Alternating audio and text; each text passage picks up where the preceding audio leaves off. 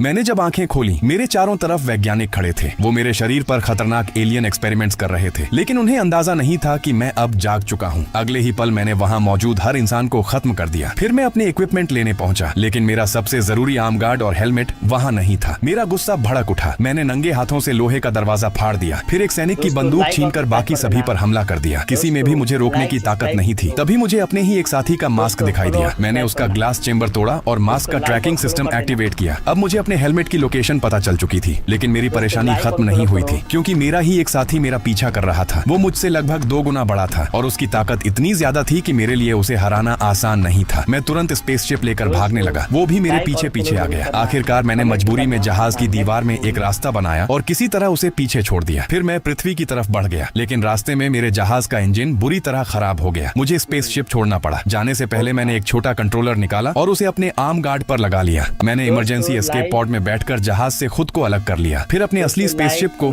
एक बेहद छिपी हुई जगह पर छोड़ दिया। एस्केप पॉड सीधा पहाड़ों में जा गिरा। उसी इलाके में माइक नाम का एक स्नाइपर मिशन पर था। उसने देखा कि पॉड सीधे उसकी तरफ आ रहा है। वो तुरंत रास्ते से हट गया, लेकिन पैर फिसलने से वो पहाड़ से नीचे गिर गया। किस्मत से उसकी जान बच गई। जब उसने ऊपर देखा तो उसे समझ आया कि ये कोई साधारण चीज नहीं थी। ये एक एलियन स्पेसशिप था, लेकिन अंदर मैं नहीं था। वहाँ सिर्फ मेरा अजीब मास्क और आर्म गार्ड पड़ा था। माइक ने उत्सुकता में आर्म गार्ड उठा लिया। जैसे ही उसने उसे अपनी बाह पर लगाया, वो अपने आप उसके हाथ के हिसाब से छोटा हो गया। कुछ ही सेकंड में वो उसकी बाह पर पूरी तरह फिट हो चुका था। माइक ने अपने साथियों से संपर्क करने की कोशिश की, लेकिन किसी की तरफ से जवाब नहीं आया। तभी उसे पेड़ पर उल्टा लटका हुआ एक सैनिक दिखाई दिया। उसका चेहरा बुरी तरह फटा हुआ था। माइक ये देखकर सन्न रह गया, लेकिन इससे पहले कि वो कुछ समझ पाता, मैं पेड़ के ऊपर दिखाई दे गया। माइक ने तुरंत मुझ पर गोलियां चलानी शुरू कर दी, लेकिन मेरी इनविजिबिलिटी की वजह से वो मुझे ठीक से देख ही नहीं पा रहा था। मैं पेड़ों के बीच तेजी से छलांग लगाता रहा। फिर मैंने प्लाज्मा कैनन से हमला किया। धमाके में दोनों दूर जा गिरे। माइक बच गया, लेकिन उसका साथी वहीं मारा गया। अब मैं धीरे धीरे अपना आर्म गार्ड वापस लेने उसके पास पहुंचने लगा। तभी आर्म गार्ड से अचानक एक ब्लेड बाहर निकला। उसने मुझे जोरदार चोट पहुंचाई। मैं जमीन पर गिर पड़ा। माइक को लगा मैं मर चुका हूं, लेकिन तभी उसके मारे गए साथी का खून मेरे शरीर पर गिरा। खून की गर्मी मिलते ही मेरी आंखें अचानक खुल गईं। माइक डरकर मेरा हेलमेट उठाकर वहां से भाग गया। भागते वक्त उसके हाथ से एक छोटा मेटालिक बॉल भी बाहर निकल आया। मूवी नेम बताओ भाई।